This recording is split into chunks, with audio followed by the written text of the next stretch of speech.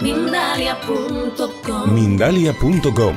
Somos la comunidad de la nueva consciencia. Bien, veo caras nuevas, que a lo mejor por primera vez pues venís a un centro donde hablamos de espiritismo, donde hablamos de mediunidad. Entonces, yo querría empezar con dos, fuera de mi guión, dos ideas que considero importantes para centrar un poco lo que hacemos aquí, de lo que voy a hablar también. Los espíritus son los seres inteligentes del universo, es decir, son pensamiento puro y pueden adaptar un doble estado. Lo normal, propiamente dicho, es que los espíritus, cuando hablemos de ellos, pensemos en seres incorpóreos, es pues lo que entendemos cotidianamente por espíritus, pero ojo, porque los espíritus también somos nosotros, que en este momento, en este lugar, estamos encarnados. Nosotros somos espíritus, nuestro ser interno, nuestro yo profundo, nuestra esencia es ser espíritus, y en este momento dado, encarnados. Entonces, llamamos mediunidad a la actividad por medio de la cual nosotros, que como digo, estamos en este momento encarnados, podemos entrar en comunicación con los espíritus, con nosotros, con los seres inteligentes e incorpóreos. Las distintas ramas espiritualistas debaten sobre si la mediunidad es una facultad o un don otorgado a ciertas personas, entre comillas, privilegiadas, o no. Nosotros, que en esta casa seguimos la doctrina espiritista con base en los textos de Allan Kardec, el gran espiritista, el gran codificador del siglo XIX, especialmente en sus 5 libros de la codificación, donde está todo, prácticamente todo, las raíces de las que arranca el espiritismo, pero también en otras obras complementarias posteriores, pensamos que no, que la mediunidad no es un don de privilegiados, sino que es una facultad que con una manifestación u otra se podría dar en todo ser humano, que por cierto no se la invalide a sí mismo, no la rechace, que creyera en ella. Y es que la mediunidad no se da solamente de la manera comúnmente sabida, que puede ser pues a través de una incorporación o a través de psicografía, etcétera, sino que se puede dar de otras muchas formas. Sin ir más lejos, la inspiración al escribir algo, de cierta elevación moral, o la intuición que tantas veces nos lleva a tomar la decisión correcta, sería mediunidad. Y eso es bueno tenerlo en mente, porque puede resultar que todos nosotros que recibimos intuiciones, que tenemos ciertas ideas, ciertas cosas que nos ayudan, pues pueda resultar que estemos siendo médiums. Yo diría que la mediunidad es la característica más destacada que diferencia a un centro espiritista pues de otras agrupaciones, religiones, filosofías o espiritualidades. Desde luego, en parroquias, en movimientos religiosos, se nos va a hablar pues de ser buenas personas, de procurar ayudar a los demás, de hacer oración, de hacer meditación. Se nos hablará posiblemente de la existencia de Dios, o quizá de ángeles y de seres espirituales. Bien, todo eso es común a múltiples creencias. Sin embargo, yo creo que el sello característico de esta casa y de otras similares es el desarrollo de la facultad, de esa facultad que estamos hablando del ser humano, que tiene de ponerse en comunicación con los espíritus. Es probablemente lo más característico. Y esto que hacemos de comunicarnos con los espíritus, no lo hacemos rompiendo reglas o rompiendo tabúes, o decir, somos los más guays y vamos a hablar con los espíritus. No. Sino que fue al contrario. Fueron ellos, los espíritus, que en un momento histórico determinado nos dijeron, oigan, que estamos aquí y podemos comunicarnos con ustedes. Y de esta intercomunicación puede resaltar cosas ventajosas para ustedes, para nosotros, pero también para ellos. Es decir, fueron ellos los que tomaron la iniciativa, no nosotros que pretendimos romper una regla o una prohibición, etcétera, ¿no? Y esas comunicaciones, al contrario de lo que vemos en el cine o en la televisión, no se realizan para prever, para adivinar el futuro o para adivinar dónde escondió el abuelo las escrituras de propiedad de la casa del pueblo, que no es el objetivo, ¿no? Para nada. La comunicación mediúmnica, tal como la enseñamos y practicamos aquí, tiene una doble vertiente. Si se realiza con espíritus de conocimiento, pues entonces sirve para que nosotros mismos rectifiquemos de posibles cuestiones que estemos haciendo mal en nuestra vida, en nuestro día a día, saquemos un mejor potencial de nosotros mismos. ¿vale? Que nos va a servir, por supuesto, para nuestro bien y para el de nuestros hermanos y hermanas, es decir, de toda la humanidad. Y si la comunicación fuera con espíritus de baja vibración, espíritus sufrientes o frívolos, entonces seremos nosotros quienes les orientemos a ellos. Les aconsejemos, animemos, les transmitamos lo que nosotros previamente hemos estudiado, pues para darles un motivo de esperanza, para tranquilizarles, para decirles que el partido continúa, que pueden continuar porque la vida es más allá de lo que en ese momento estén viviendo. Es decir, es una forma de ayuda y además de una ayuda muy necesaria, porque hay una gran ignorancia sobre la situación post-mortem entre nosotros, pero también entre los que se han ido, pensando que no hay nada más y, oh sorpresa. Entonces es necesaria esa ayuda para animarles, para explicarles lo que viene después. Pues bien, yo querría desarrollar el fenómeno de la comunicación mediúmnica porque pienso que cuanto mejor se conozca, pues mejor podéis trabajar aquellos de vosotros que os sintáis llamados en un futuro tal vez a ser médiums, porque lo sintáis, veáis que os sentáis a gusto con ciertas sensaciones, con ciertas ideas, etcétera, o si no como médiums, sí como asistentes de los médiums, que en el fondo es otra forma de mediumnidad, de un trabajo en equipo que siempre se hace, al menos en este caso lo hacemos, en equipos de dos: el médium que incorpora el espíritu y el asistente que asiste al médium, haciendo preguntas al espíritu, teniendo una conversación con él.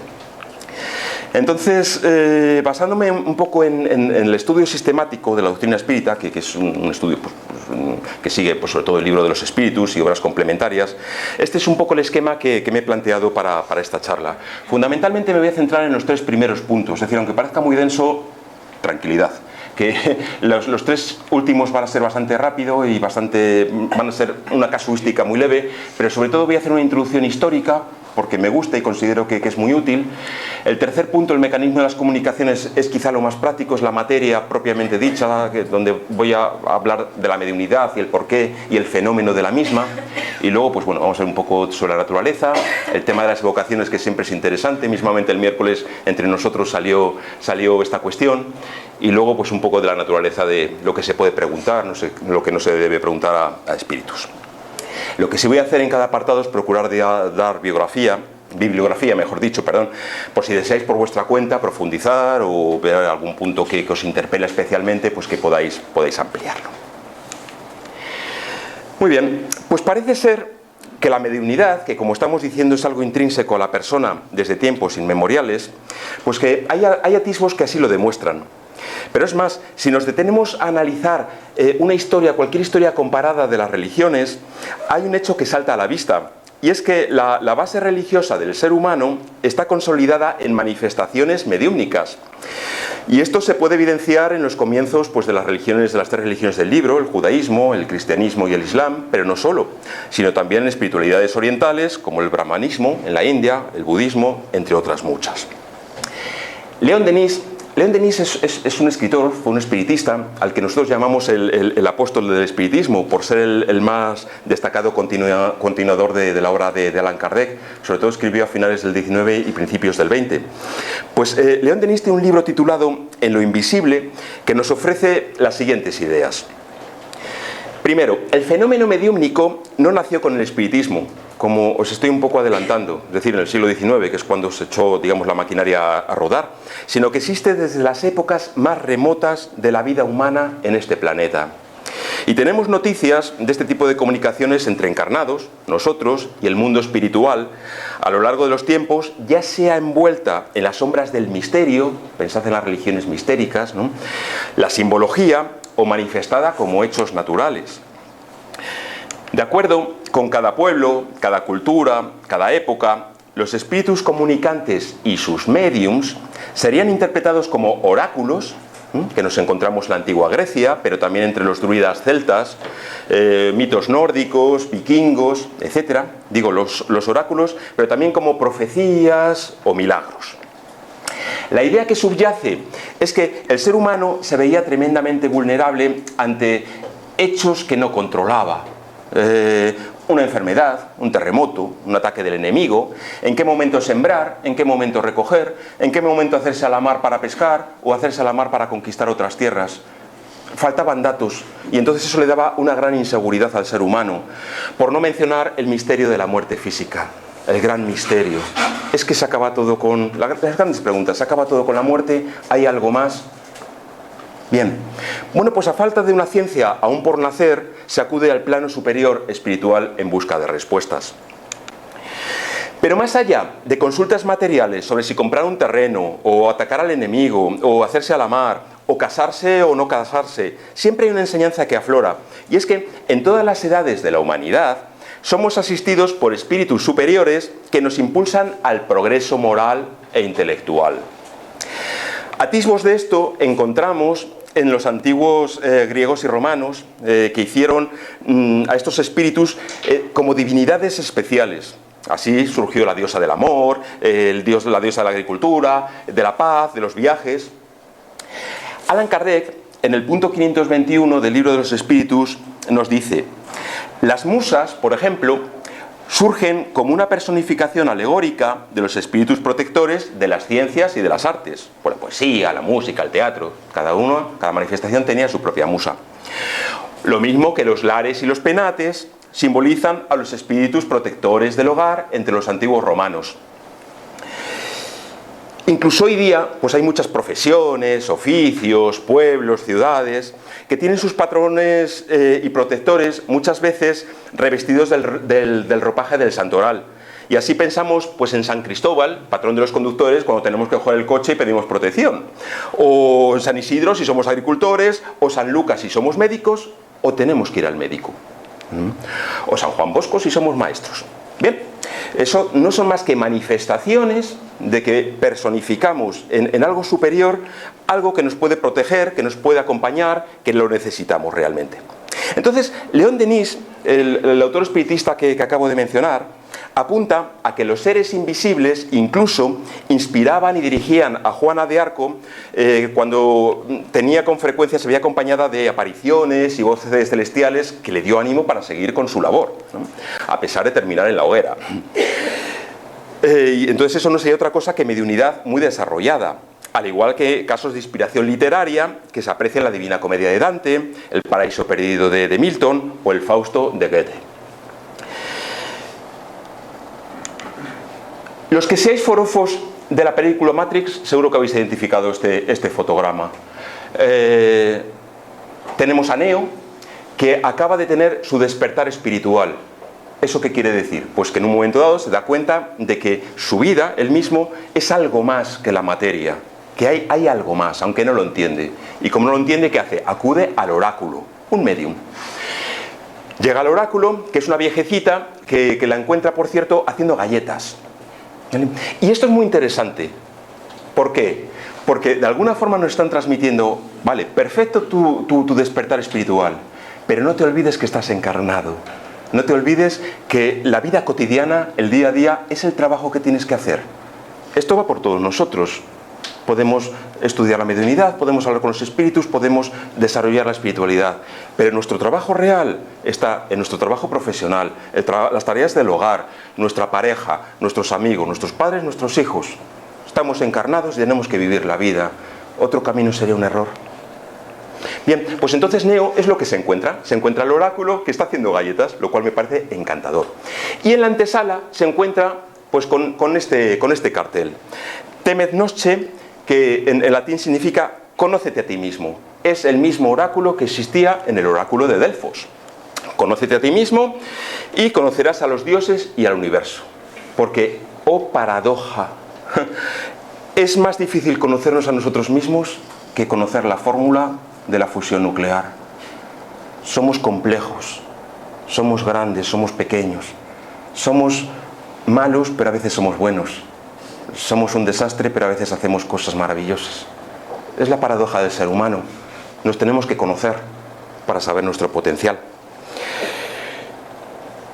El punto 919 del Libro de los Espíritus se titula Conocimiento de sí mismo.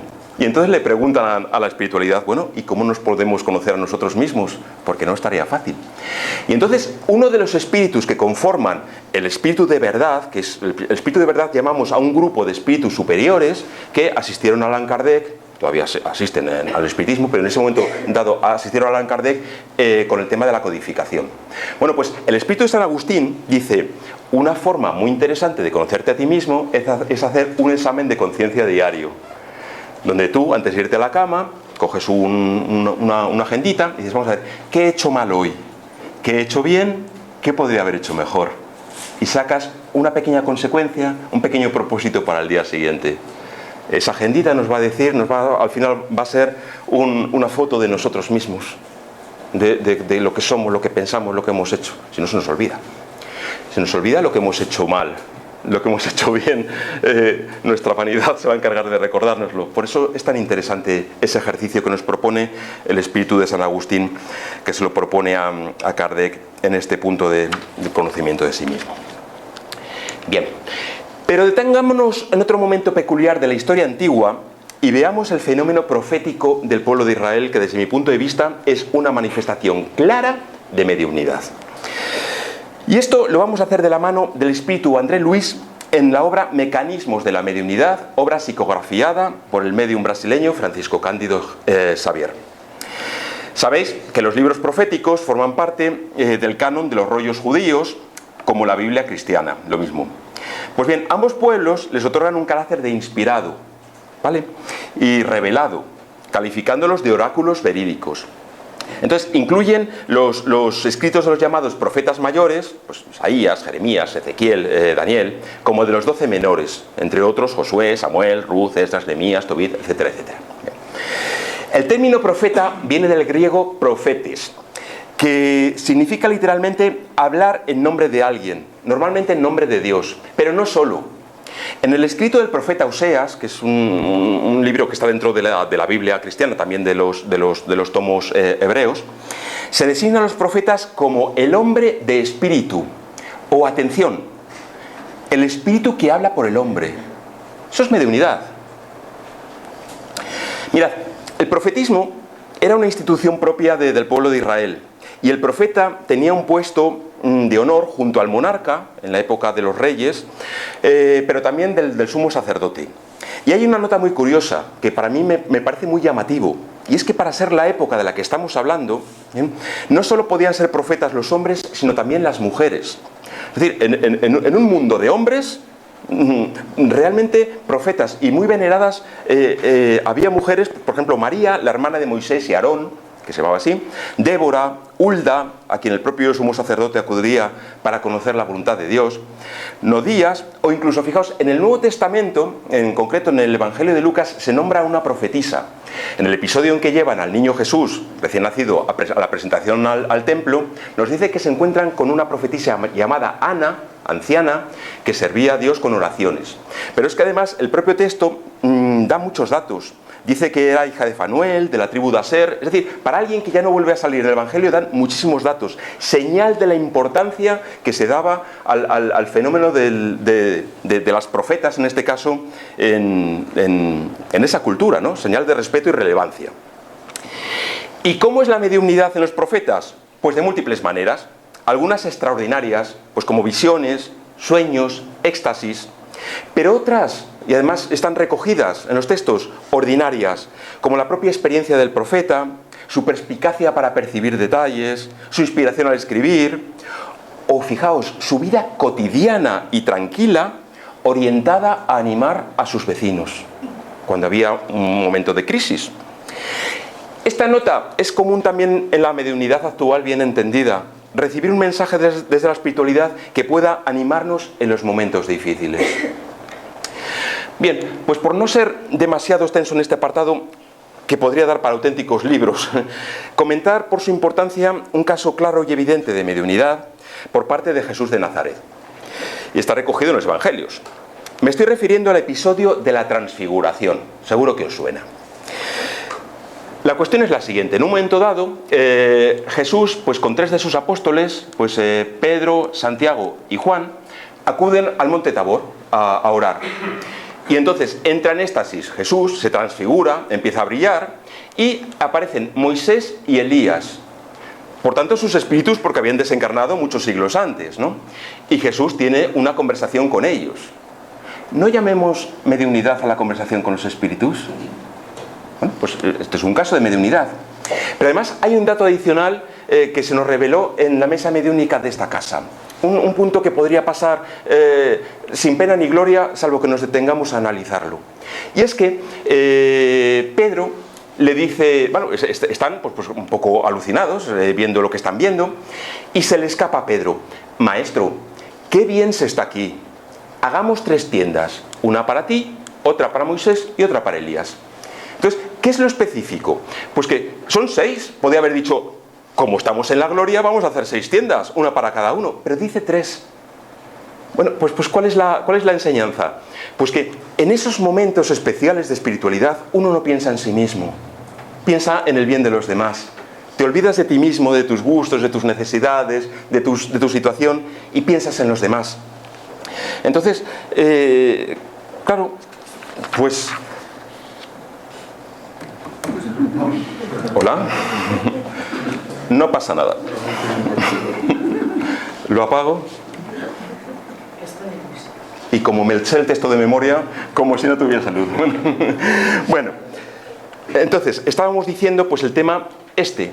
Es decir, ellos se notan también, como cuando uno sale del cuarto de pases, que dices, oye, que qué bien salgo del cuarto de pases, María Jesús, vamos a hacer 3 tiendas, y nos quedamos ya aquí en el centro espírita toda la semana, porque se sale bien, ¿no? Pues ellos lo mismo, dicen, qué bien se está, hagamos 3 tiendas, pero se olvidan de que son 6, ¿no?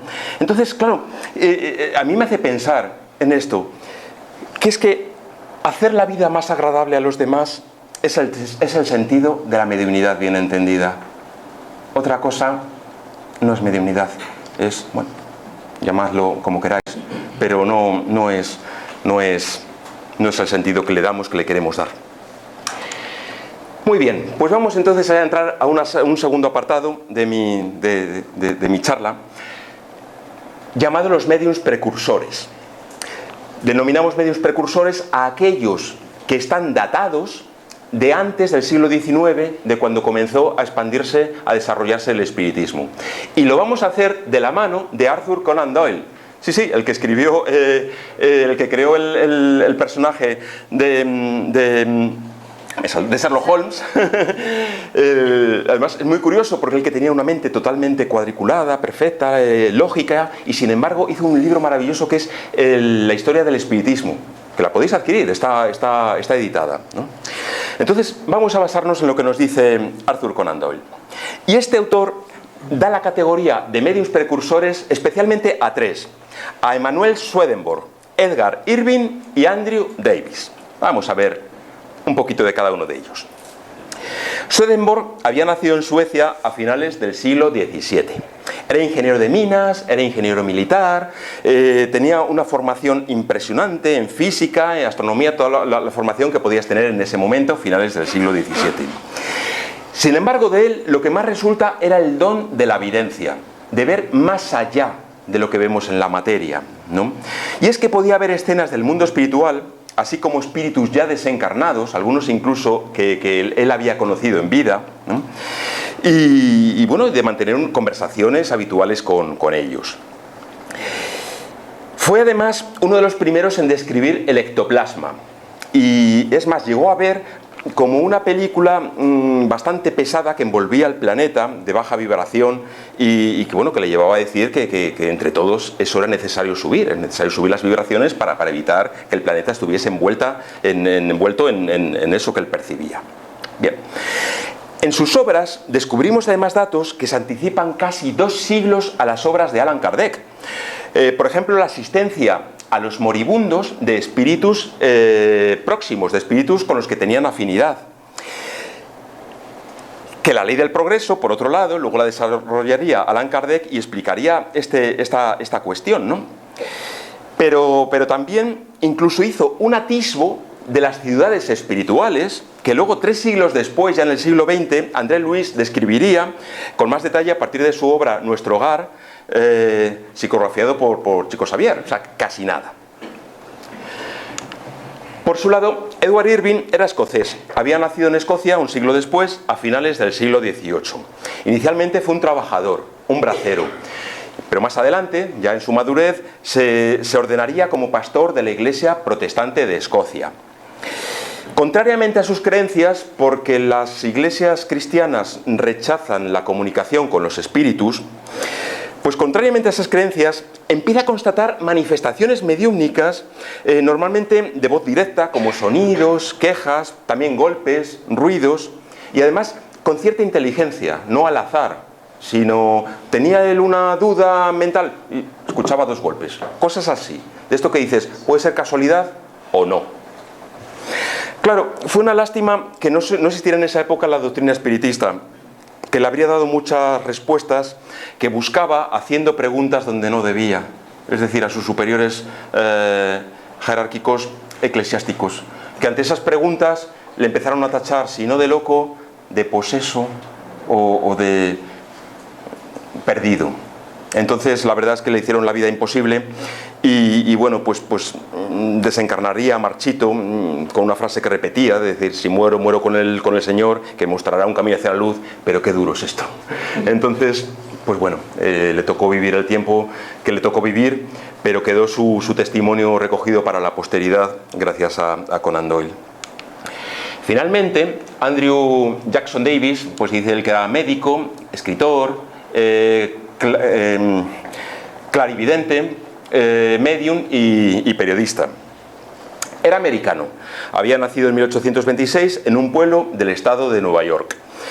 De joven era un chico brutote, algo zafio y sin estudios, y sin embargo, ya desde muy pronto empezó a entrar en trance y a exponer notables conocimientos de geología, arqueología, mitología y cuestiones sociales de las que no tenía ningún estudio previo. Vale. Pero no solamente eso, sino que además lo hacía con una elegancia en el lenguaje que él no estaba preparado, y llamaba mucho la atención porque utilizaba palabras, conceptos que mostraban una persona pues sabia, instruida, que hasta ese momento pues él no era tal, ¿no? Más adelante se supo que era orientado e inspirado por el espíritu de Swedenborg, el primero que vimos de los precursores, el sueco. Pues bueno, pues al parecer le asistía. Y bueno, no se quedó en el fenómeno, y esto es importante. Cuando vio que tenía esa capacidad, se acercó a un médico, a un tal doctor Livingstone, y dijo, mira, yo tengo esta posibilidad, quiero trabajar con usted, porque tenía una posibilidad de evidencia, que veía los cuerpos como si fuesen transparentes, veía los órganos internos, y cuando veía pues una manchita o algo raro, decía, aquí. Y entonces el tal doctor Livingstone iba ahí y sanaba a los pacientes, con lo cual era muy llamativo.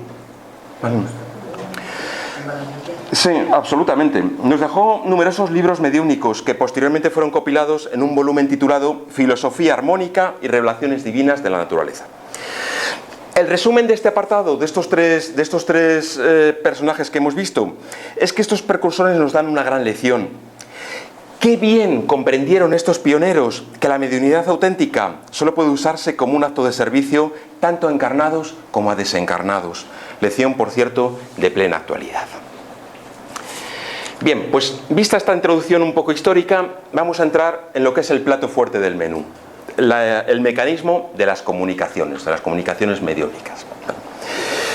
Y bueno, pues bien, lo de antes pues nos ha sido útil pues para entender estos atisbos que van surgiendo. Y bueno, pues para entrar un poco en este tema, como decía al principio, leemos en el libro de los médiums que los médiums, son personas aptas, o sea, con aptitud con P, para sentir la influencia de los espíritus y para transmitir su pensamiento. Esto es literal, tal cual lo leemos en el libro de los médiums. Esta facultad inherente al ser humano es inherente, es una facultad, ¿no? Y pocas personas son las que no posean al menos un rudimento de la misma. Yo sé que varios de aquí me vais a decir, yo no. Bueno, pues tú sí. Lo que sucede, bueno, primero, nunca os invalidéis a vosotras mismas. No os invalidéis, no digáis, no. Es decir, bueno, vamos a ver. Al menos hay mensajes que os van a poner aquí que no son vuestros. Seguidlos. Además van a venir esos mensajes cuando los necesitéis. No neguéis esos mensajes. Si tenéis duda, venís aquí al Centro Espírita, nos lo comunicáis, intentaremos ayudarnos en la medida de nuestras posibilidades, que no siempre, pero bueno, venís y nos lo contáis y lo vemos juntos. Pero no saquéis nunca un no rotundo, porque a veces es una verdadera lección, es una verdadera ayuda, ¿por qué renunciar a ella? Bien, sabemos, quizás a lo más conocido, que hay personas porque tienen una mediunidad ostensiva, obvia, evidente, ¿vale? Y que normalmente son quienes reciben y transmiten mensajes de los espíritus. Pero hay otras personas con mediunidad latente, que a mí es la que me interesa, por cierto, ¿no? La mediunidad no tan ostensiva, no tan evidente, y se muestran pequeñas intuiciones, pequeñas ideas, soluciones o afectos a lo largo de la jornada. Aunque no lo parezca, esta última es tan importante como la primera, pues nos puede orientar en tantas decisiones diarias que tomamos, pero que solo se puede percibir si se cree en ella y se escucha. Por eso os digo, no os invalidéis a vosotros mismos. Para comprender el mecanismo de la mediunidad, tenemos que entender que los espíritus se comunican con el pensamiento. Y esto lo voy a desarrollar un poquito. El otro día lo leíamos, por cierto, está recogido en el capítulo 14, dedicado a los fluidos del libro La Génesis. No me refiero al Génesis bíblico, sino La Génesis, que es uno de los libros de la codificación de Allan Kardec. Bueno, pues hay un apartado que se llama Los fluidos, que vale la pena leerlo despacio porque nos ayuda a entender muchos de los fenómenos espirituales. Bueno, pues nos dicen en el libro, ustedes, o sea, nosotros cuando estamos encarnados, ¿qué nos rodea? Pues nos rodea el aire. De hecho, vosotros me podéis escuchar gracias al aire. Es decir, yo emito con mi aparato, con mi garganta y mi aparato fonador, unas vibraciones articuladas con mi boca en forma de voz que gracias a las vibraciones del aire os llega. Si no hubiese nada, si hubiese vacío, no me escucharíais. No se me quedaría dentro de mí. Eso es cuando estamos encarnados, el aire nos rodea. Pues bien, nos dicen en revelación los espíritus que en el mundo espiritual también están rodeados de un fluido que no es material, en todo caso es semimaterial o quintaesenciado, denominado fluido cósmico o fluido universal, que todo lo abarca, y que gracias a ese fluido los espíritus se pueden comunicar con el pensamiento. Es decir, un espíritu que es pensamiento puro, ¿sabes? Piensa. Tienes que hacer el bien, eso es un pensamiento, es un concepto. Pues lo piensan, pues acto seguido hace que vibre ese fluido y llega al espíritu que está al lado, o a nosotros, ¿vale? Entonces, claro, es un fluido etéreo, quintaesenciado, quizá no lo podamos describir bien, pero nos dicen que está en el mundo espiritual y es como funciona. Entonces, claro, esto explica mucho de los fenómenos espiritistas. Por un lado, se comprende así que los espíritus puedan leer nuestros propios pensamientos. Para vergüenza nuestra, si estos pensamientos son pues soeces o vastos o enrevesados, o para honra nuestra, si son pensamientos elevados, amorosos o altruistas. Es decir, esto es un punto que está en el libro de los espíritus. Los espíritus pueden conocer nuestros pensamientos. ¿Ves? En segundo lugar, nos sirve para comprender el fenómeno de la mediunidad.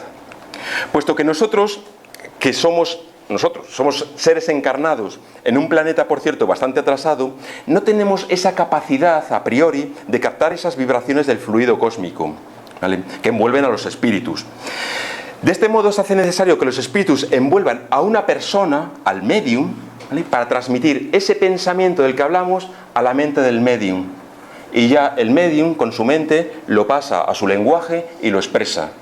El espíritu aprovecha las facultades materiales del cuerpo físico del medium para expresarlo. O a la mano, para que escriba, si es que es un medium escribiente. ¿Comprendéis? Bien, ni que decir tiene que para llevar a cabo este mecanismo de la comunicación es necesario que el medium sepa concentrarse, apagar sus propios pensamientos, aislarse del ruido ambiental, aunque haya un compañero al lado jugando con el manojo de llaves, o entre por la ventana así como un aroma a pollo frito con patatas, cosa que por cierto ocurre muy a menudo en esta casa. Bueno, si estás concentrado, tus jugos gástricos no empezarán ahí a revolucionarse. A veces sí.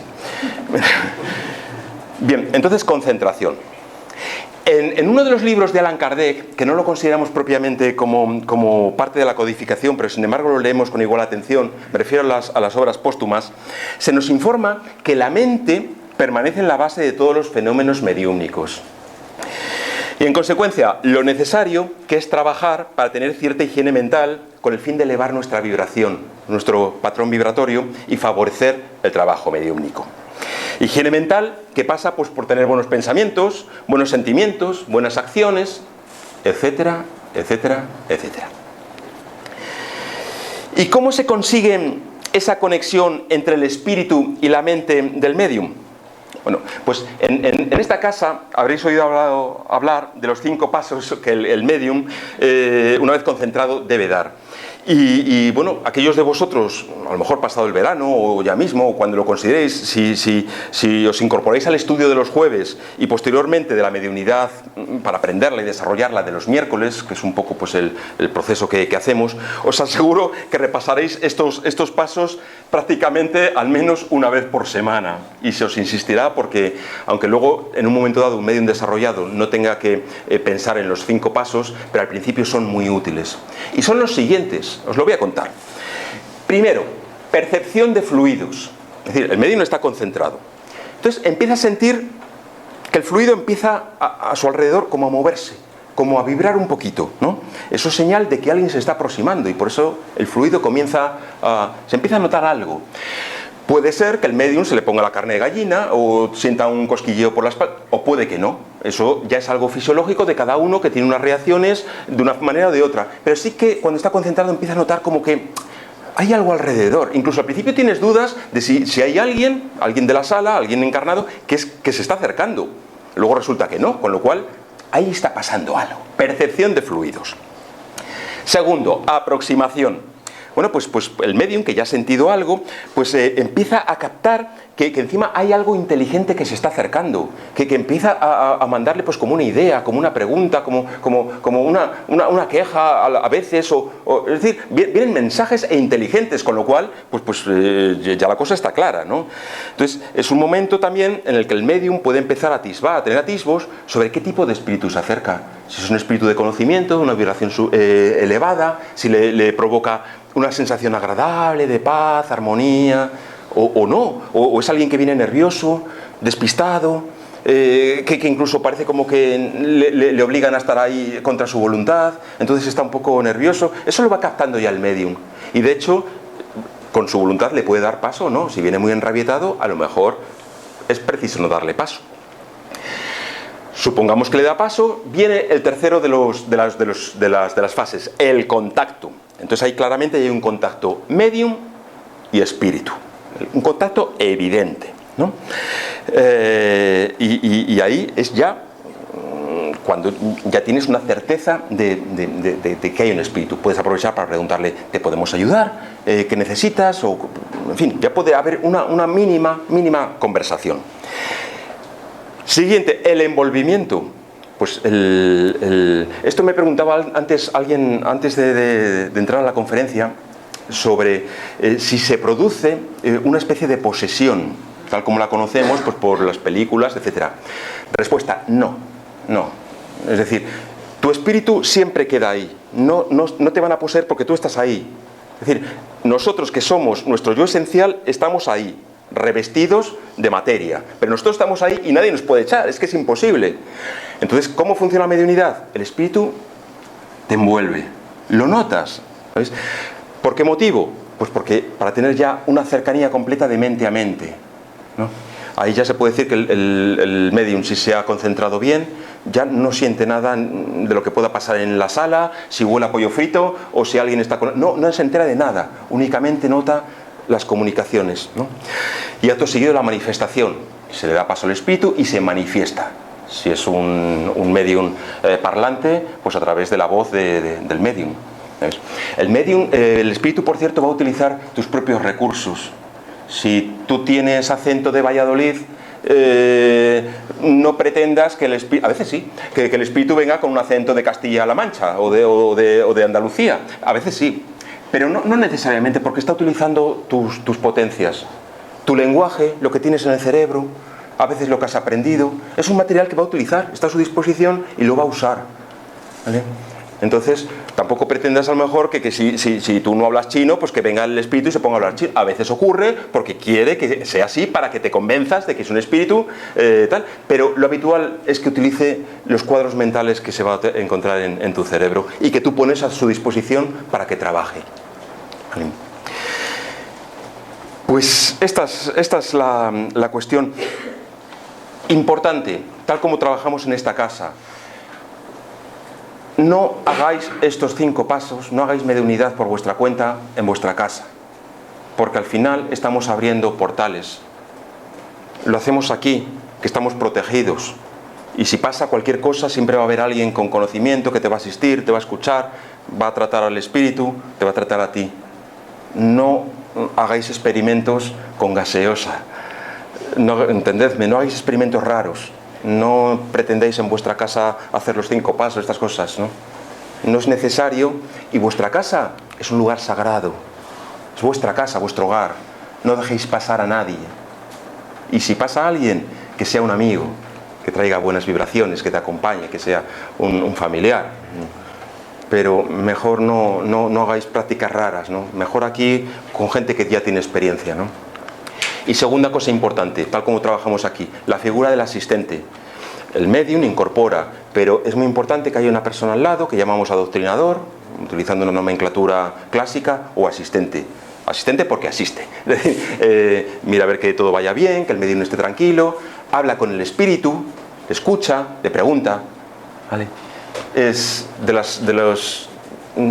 yo diría, de los trabajos más importantes y más bonitos, porque el medium al final muchas veces no se entera de nada, es una mera figura pasiva, pone su cuerpo, pone su tal y ya está. Pero el asistente es realmente el protagonista, el que pregunta, el que te trabaja, el que luego ve cuando se ayuda a un espíritu con necesitado, pues es una gran satisfacción saber que has hecho una ayuda real, ¿no?